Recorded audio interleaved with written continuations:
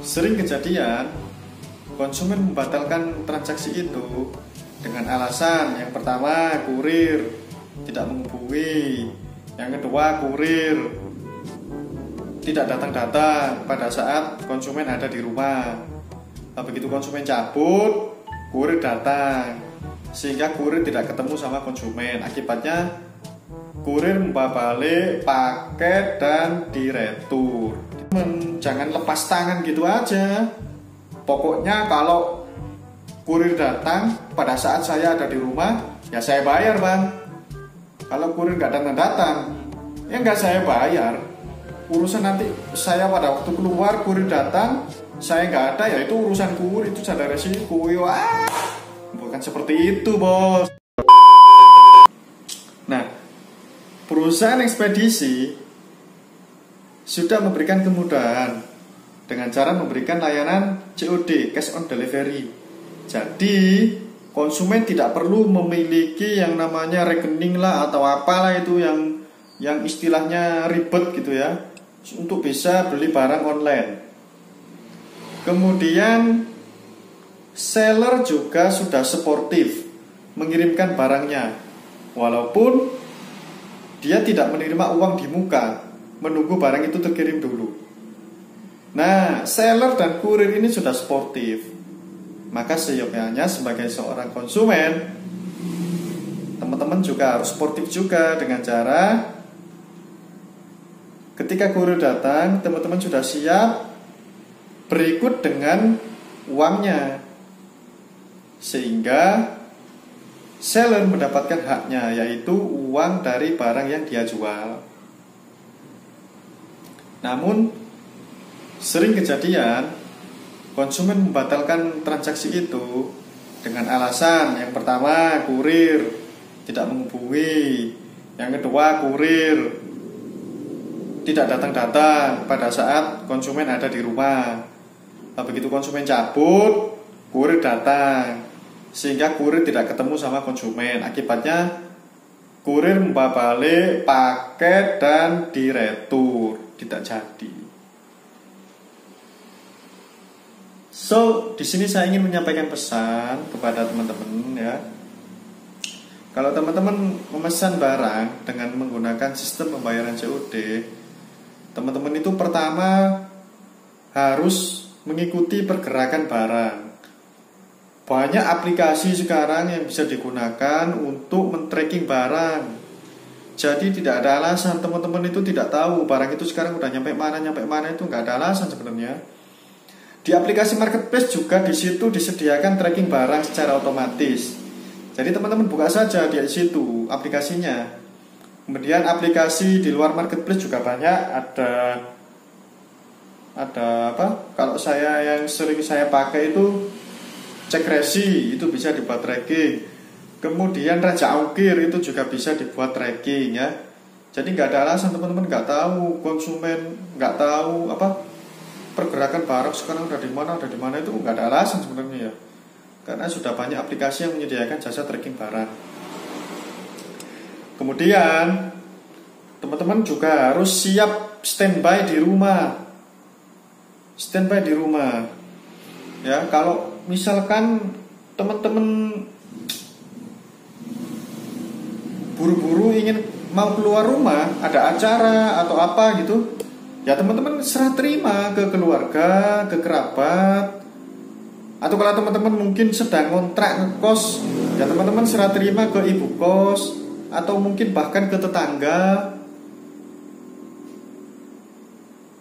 Teman-teman bilang dengan baik-baik, Bu, ini nanti kalau misalkan ada kurir, tolong paketnya diterima, karena saya mau keluar, ada keperluan, mau kerja atau mau kuliah atau mau apa gitu.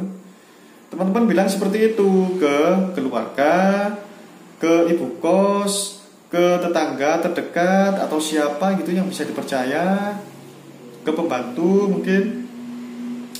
Lah setelah teman-teman serah terima, sekalian teman-teman kasih uangnya.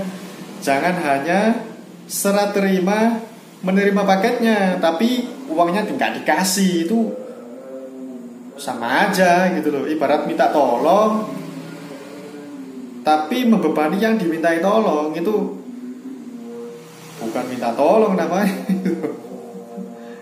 Ya jadi sekalian teman-teman kasih uangnya, supaya kalau kurir datang itu rekan atau ibu kos atau tetangga teman-teman yang teman-teman serah terima itu juga ada uang untuk membayar barang yang teman-teman pesan itu tadi. Karena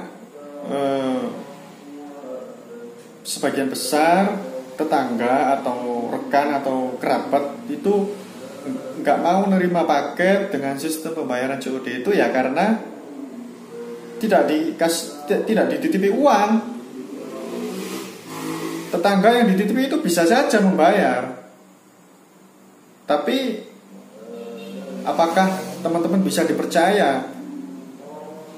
Begitu sudah dibayar sama tetangga, ternyata teman-teman tidak ngaku, wah udah aku nggak merasa pesen. Itu kan mereka jadi takut. Makanya teman-teman kalau minta tolong untuk serah terima, jika paket datang ya teman-teman sekalian ngasih uangnya, supaya yang dimintai tolong itu enak gitu loh.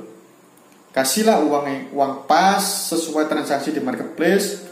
Untuk kalau teman-teman kasih lebih untuk apa ya, reward, tanda terima kasih karena tetangga atau rekan atau keluarga teman-teman itu atau ibu kos teman-teman itu sudah menolong teman-teman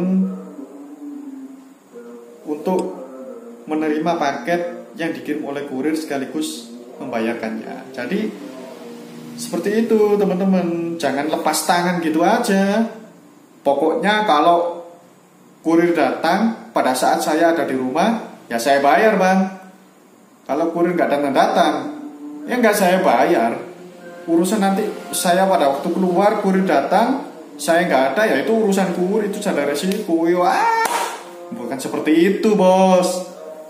Ya, kenapa? Karena sekarang sudah banyak aplikasi tracking barang. Jadi secara logika tidak mungkin lah konsumen itu nggak tahu pergerakan kurir. Nggak mungkin itu. Begitu di tracking, barang sudah dibawa kurir, ya itu harus siap-siap. Hari itu juga pasti dikirim sama kurir gitu loh. Dan kemarin kan sempat rame tuh banyak. Ya harusnya di WA dulu dong. Kurir yang profesional sebelum datang ke lokasi customer di mana kurir kirim barang dengan menggunakan sistem pembayaran COD, itu teman-teman kurir pasti menghubungi penerima terlebih dahulu. Pasti itu kalau kurir yang profesional. Kalau kurir yang masih pemula mungkin tidak dihubungi. Atau konsumen yang dia pelanggan tetap kurir yang bersangkutan itu biasanya sih nggak di WA dulu karena sudah berlangganan. Karena sudah berlangganan, sudah kenal, itu kurir sudah mengira-ngira ini pasti ada di rumah. Kalau misalkan orangnya keluar pasti konfirmasi dulu ke kurir. Jadi seperti itu. Jadi teman-teman nggak bisa lepas tangan gitu aja.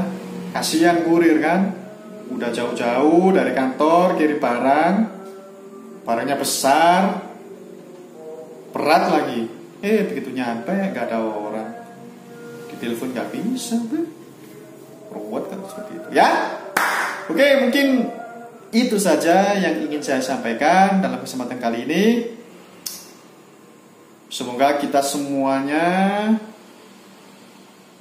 rukun sebagai kurir dan customer, karena kita ini saling membutuhkan. Kurir tanpa paket juga tidak digaji.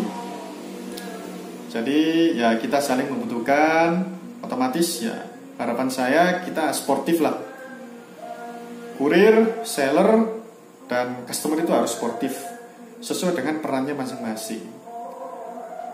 Seller menjual barang, kurir mengirim barang, customer juga harus menerima barang. Kalau COD ya harus dibayar. Oke? Terima kasih sudah menonton video saya, dan sampai jumpa di video saya selanjutnya. Dadah.